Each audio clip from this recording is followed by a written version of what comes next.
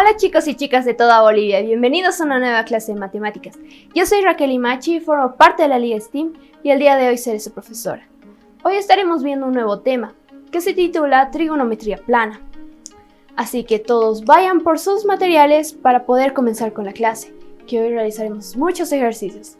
Entonces, hoy aprenderemos qué es la trigonometría, cuáles son las nociones de trigonometría en el entorno natural y tecnológico, qué son los sistemas de medida angular y su equivalencia, además de cómo se determina un punto en el círculo unitario. Para empezar, veamos un poco de historia.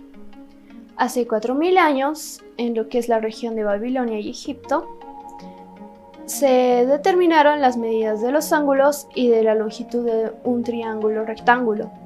Esto los egipcios y los babilónicos lo usaron para medir las estructuras arquitectónicas que realizaban.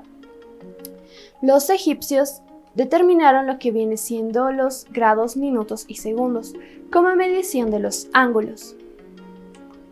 Ahora, trigonometría. Etimológicamente, trigonometría significa medida de triángulos. Tri viene de 3 y gonos es igual a ángulo. Métrica es igual a medida, por lo que así tendríamos la palabra trigonometría, medida de triángulos. La trigonometría, además, es la parte de la matemática que trata de la resolución de triángulos por medio del cálculo. La resolución de triángulos consiste en la determinación de los elementos desconocidos en función de los que ya se conocen. Ahora, veamos un poco de nociones de trigonometría en el entorno natural y tecnológico. En la naturaleza existen muchos fenómenos que se repiten cíclicamente, como ser el día y la noche, las fases lunares, las estaciones, las mareas alta y baja, el pulso de una persona, el proceso de respiración, los latidos del corazón, las ondas sonoras de un instrumento musical, el voltaje de una corriente alterna, el movimiento de una molécula de agua en las ondas de mar, entre otros. Todos estos fenómenos pueden describirse o modelarse como funciones trigonométricas. También tenemos dentro del entorno tecnológico, podemos ver que en la tecnología tenemos aplicaciones donde ciertos parámetros tienen un comportamiento geométrico basado en triángulos. Por ejemplo, en la triangulación de señales de telecomunicaciones, que esta nos sirve para localizar nuestros teléfonos celulares. Además, los brazos robóticos tienen una trayectoria que son calculadas a partir de triángulos, y estos realizan tareas de cálculo de alta precisión. Ahora una pregunta para ti. ¿La trigonometría es la parte de las matemáticas que trata de la resolución de triángulos por medio del cálculo? ¿Esto es verdadero o falso?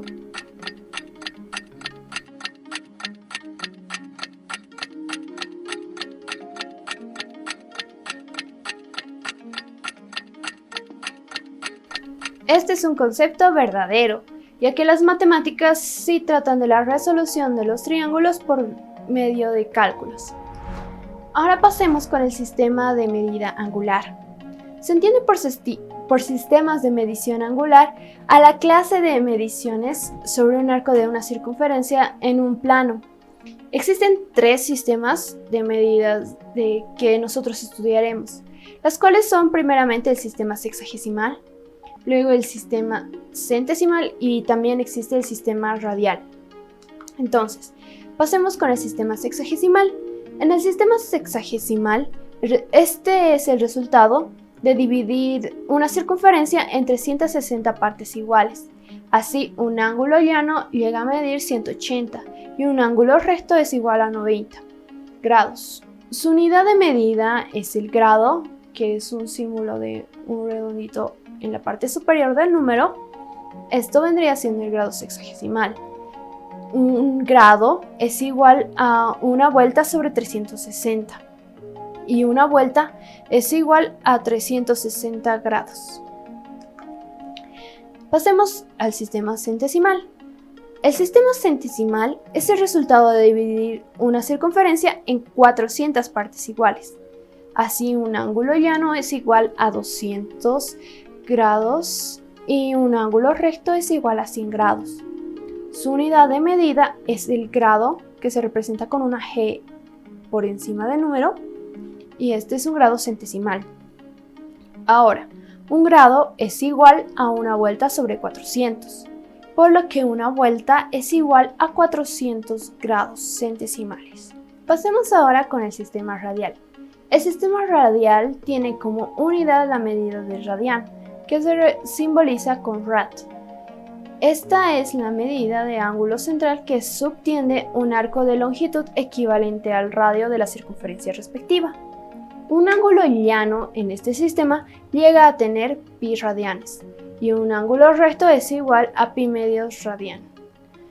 Un radián es igual a la longitud de arco, por lo que si la longitud de arco es igual al radián, entonces el ángulo es igual a un radián, por lo que una vuelta es igual a 2 pi radianes. Ahora vayamos con lo que son las relaciones de equivalencia entre los sistemas. Tendremos que los grados sexagesimales sobre 360 es igual a c sobre 400 y eso es igual a r sobre 2pi, donde g es igual a los grados sexagesimales y c es igual a los grados centesimales. Y los radianes vendrían representados por lo que vendría siendo r. Estas equivalencias nos van a servir para poder resolver los distintos ejercicios.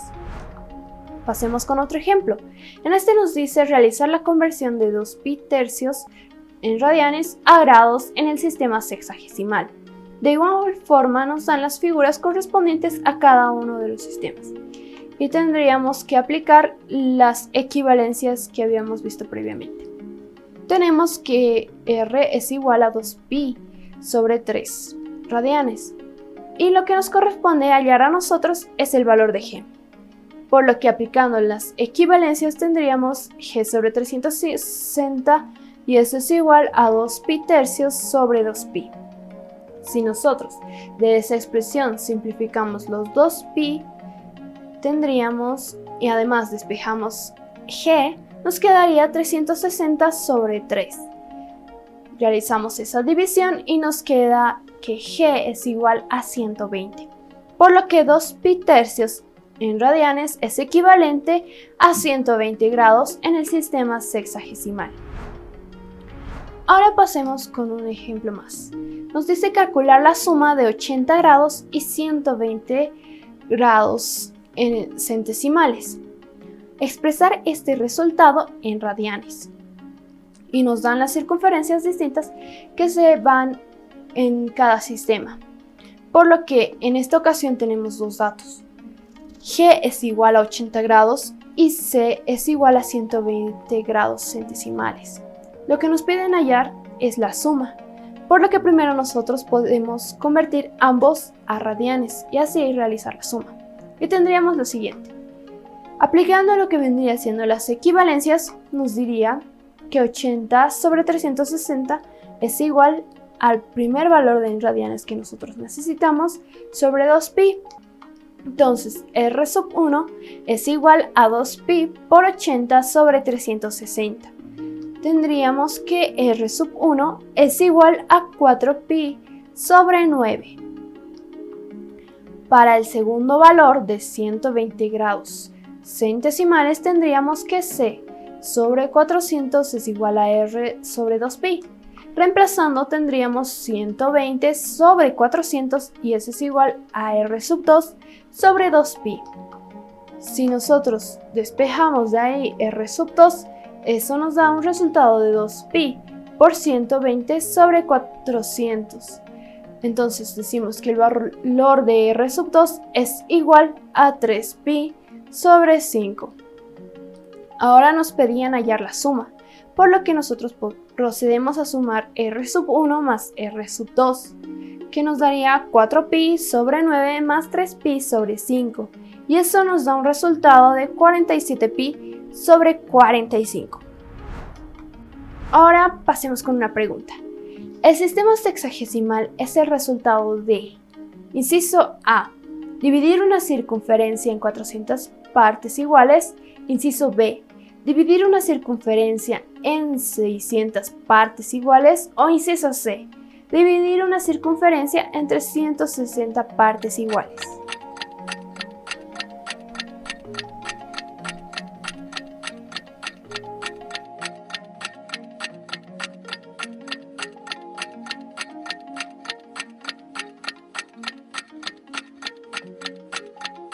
La respuesta correcta es el inciso C. El sistema sexagesimal es el resultado de dividir una circunferencia en 360 partes iguales. Ahora, ¿cómo es que se determina un punto en el círculo unitario? Para poder responder esta pregunta, primero debemos saber algunos conceptos. Veamos el de ángulo en el plano. Un ángulo está formado por un lado inicial y un lado terminal, además del vértice. Entonces, como podemos observar en la figura, tenemos que un ángulo tiene lado inicial, lado terminal y además el vértice.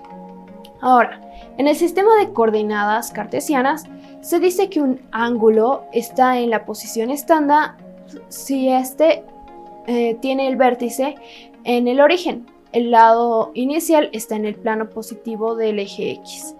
Como podemos notar en la siguiente figura, nuestro vértice sí se halla en el punto 0, 0, que viene siendo el origen. El lado inicial se halla en el lado positivo de las X y nuestro lado terminal nos indica dónde termina el ángulo, por lo que este es un ángulo en posición estándar. Ahora vayamos con algunos ejemplos. En estos dos tipos de ángulo podemos notar lo siguiente, que los ángulos siempre se miden de manera positiva en sentido contrario a las manecillas del reloj. Si nosotros contamos en el mismo sentido que las manecillas del reloj, nosotros estaríamos midiendo ángulos negativos, por lo que nosotros debemos ir siempre en sentido contrario a las manecillas del reloj para poder obtener ángulos positivos. Ahora vayamos con el círculo unitario. Este círculo es aquel que tiene como radio 1. Su ecuación viene dada por x al cuadrado más y al cuadrado y eso es igual a 1. En la siguiente figura podemos notar la circunferencia de radio 1. Ahora una pregunta para ti. Un ángulo está en posición estándar cuando el vértice está en el origen y el lado inicial está en el lado positivo del eje X. ¿Esto es verdadero o es falso?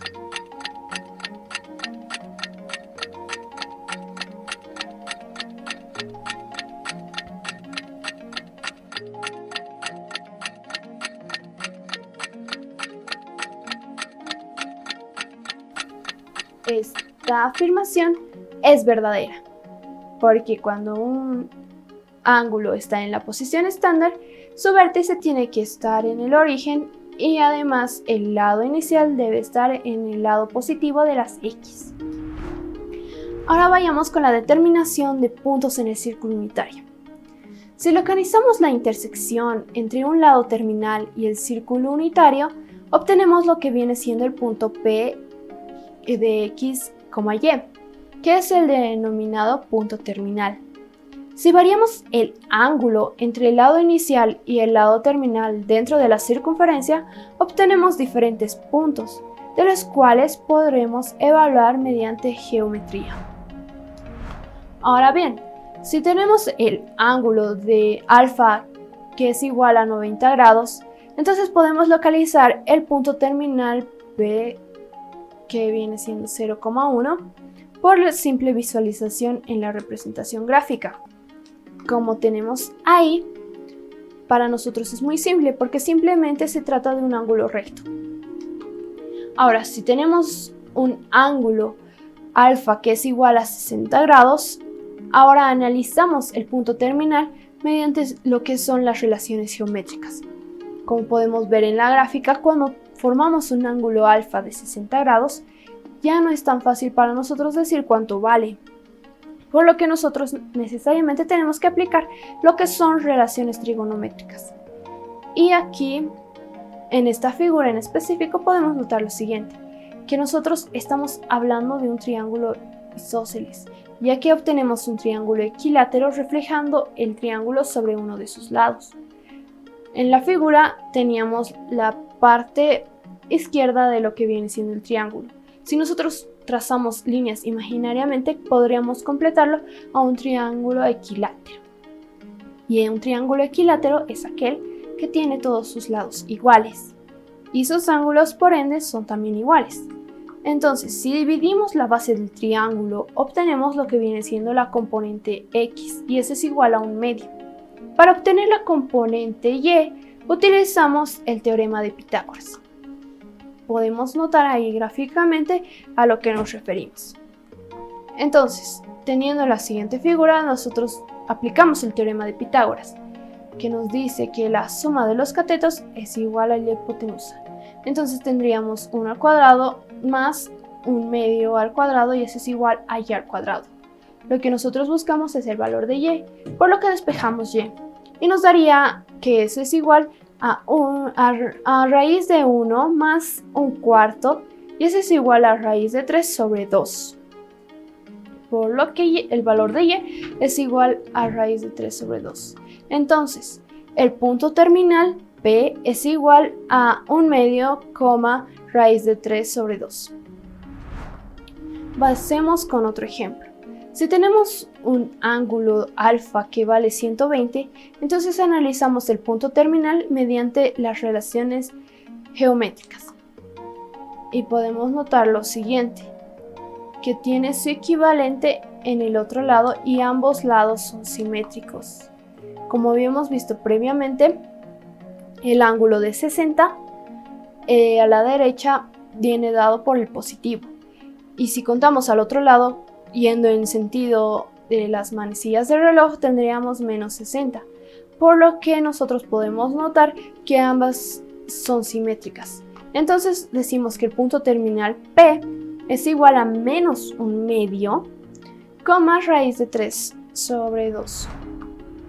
Ahora pasemos con ejercicios para ti. Te piden determinar el punto terminal P de x, y para un ángulo alfa que es equivalente a 45. Entonces tus posibles respuestas son que el punto P es igual a 1,1 o el punto P es igual a 1, raíz de 2, 1 raíz de 2. O posiblemente el punto P sea de 1 medio, 1 medio. Resuelve los ejercicios que te doy un poco de tiempo.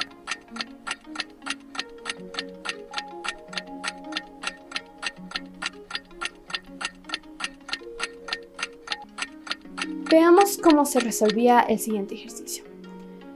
Es mejor trazarnos el gráfico ya que podemos visualizar de mejor manera lo que debemos hacer.